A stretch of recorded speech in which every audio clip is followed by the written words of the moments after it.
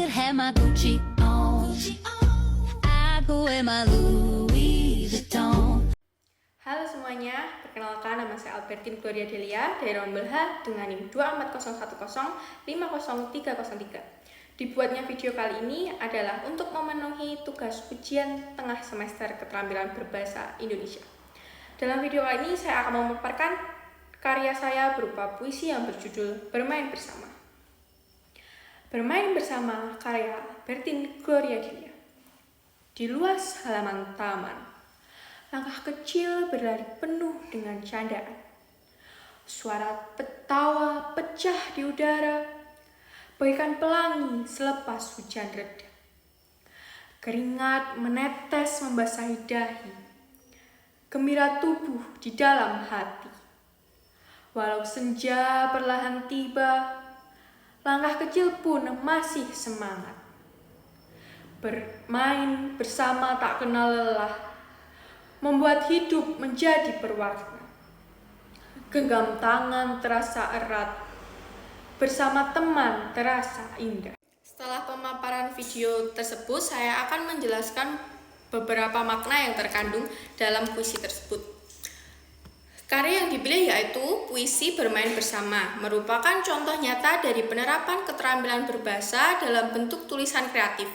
Dalam puisi ini, penulis berhasil menghadirkan gambaran suasana ceria, anak-anak yang bermain di taman dengan menggunakan bahasa yang sederhana, namun penuh nuansa. Setiap baitnya mencerminkan kehangatan dan kebersamaan yang tulus, menggambarkan keindahan masa kecil melalui diksi yang ringan namun bermakna. Selanjutnya, saya akan menjelaskan struktur dalam puisi. Struktur dalam puisi memiliki dua struktur utama, yaitu struktur fisik yang biasanya disebut luar dan struktur batin yang biasanya disebut dalam. Kedua struktur ini saling melengkapi untuk menciptakan keindahan dan makna yang utuh dalam sebuah karya puisi. Karya fiksi terdiri dari diksi. Dalam puisi Bermain Bersama, penyair menggunakan diksi yang sederhana namun indah dan bermakna seperti taman, candaan, pelangi, senja, dan genggaman tangan. Pemilihan kata-kata ini menimbulkan kesan keceriaan, kebersamaan, serta semangat kanak-kanak yang polos dan bahagia. Misalnya pada lari, langkah kecil berlari penuh dengan candaan, menggambarkan kepolosan dan kegembiraan anak-anak. Yang kedua adalah pengimajian atau citraan. Dalam puisi Bermain Bersama ditemukan beberapa bentuk pengimajian seperti imaji visual muncul pada lari di luas halaman taman dan bagaikan pelangi selepas hujan reda.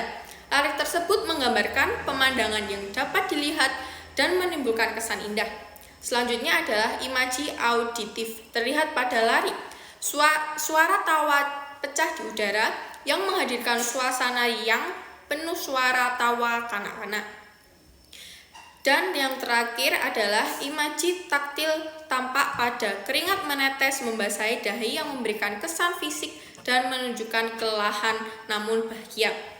Selanjutnya adalah gaya bahasa. Dalam puisi Bermain Bersama, penyair menggunakan beberapa gaya bahasa seperti semil pada lari bagaikan pelangi selepas hujan reda, membandingkan suasana tawa dengan pelangi, melambangkan keindahan serta hujan, yaitu kebahagiaan setelah kelelahan bermain. Yang kedua adalah personifikasi pada lari. Langkah kecil pun masih semangat, seolah langkah dapat memiliki semangat layaknya manusia.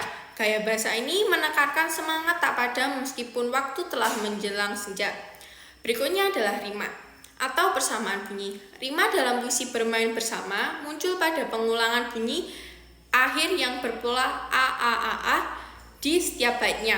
Pola ini memberikan aluan bunyi yang harmonis dan ritmis, membuat puisi terasa lembut dan enak dibaca dengan nuansa yang ceria. Dan yang terakhir adalah tipografi. Dalam puisi ini terdiri dari 4 bait dengan masing-masing 4 baris. Pola penulisan yang seimbang menampilkan keteraturan dan keserasian yang sesuai dengan tema, kebersamaan, dan keceriaan. Berikutnya adalah struktur batin atau dalam. Yang pertama adalah tema. Dalam puisi Bermain Bersama, tema yang diangkat adalah kebersamaan dan keceriaan masa kanak-kanak.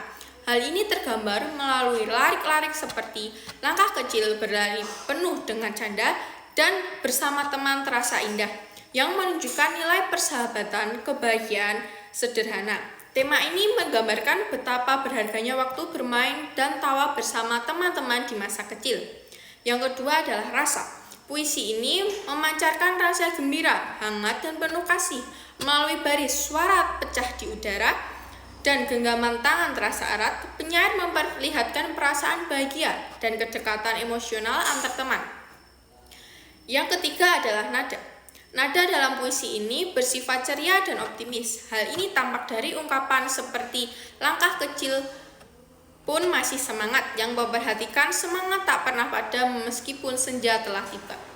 Dan yang terakhir adalah amanat atau pesan. Amanat dalam puisi ini adalah pentingnya menjaga kebersamaan dan menikmati setiap momen sederhana dalam hidup. Larik membuat hidup menjadi berwarna, menunjukkan bahwa kebahagiaan lahir dari hubungan hangat dengan orang lain, bukan dari hal besar. Selain itu, bait terakhir bersama teman terasa indah menegaskan bahwa kebersamaan membawa warna dan makna dalam kehidupan manusia. Berikutnya adalah penjelasan yang terakhir adalah interpretasi setiap baris. Yang pertama adalah di luas halaman taman. Baris ini menggambarkan suasana awal yang lapang dan bebas. Taman menjadi simbol tempat yang menyenangkan, menggambarkan dunia anak-anak yang penuh kebebasan, keindahan, dan keceriaan. Baris yang kedua adalah langkah kecil berlari penuh dengan canda, menunjukkan keceriaan anak-anak bermain dengan spontan dan riang. Langkah kecil melambangkan kepolosan masa kecil, sedangkan candaan menandakan suasana gembira dan tanpa beban.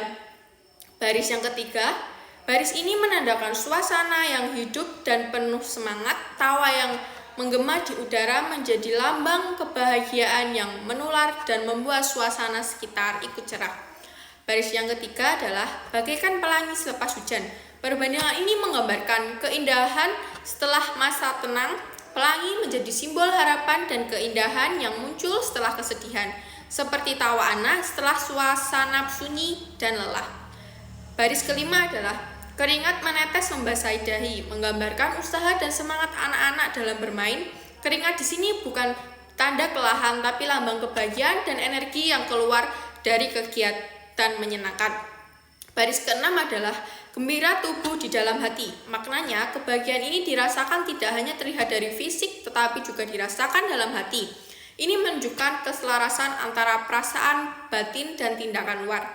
Baris ketujuh adalah walaupun senja perlahan tiba, menggambarkan suasana yang mulai berakhir, namun menandakan semangat yang tetap menyala meskipun waktu terus berjalan. Simbol dari semangat masa kecil yang tidak pernah madam. Baris ketiga adalah langkah kecil pun masih semangat. Baris ini menegaskan bahwa anak-anak tetap bersemangat walaupun hari mulai gelap. Yang kesembilan, bermain bersama tak kenal lelah, menunjukkan bahwa kebersamaan membuat segala aktivitas terasa ringan dan menyenangkan.